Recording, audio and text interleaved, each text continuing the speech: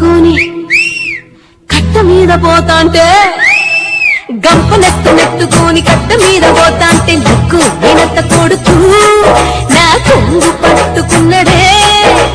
పుట్ట సంక నెత్తుకొని తోట పక్కకెళ్తాంటే పై పై కూర్చున్నాడే నా బయట గుంజుకున్నడే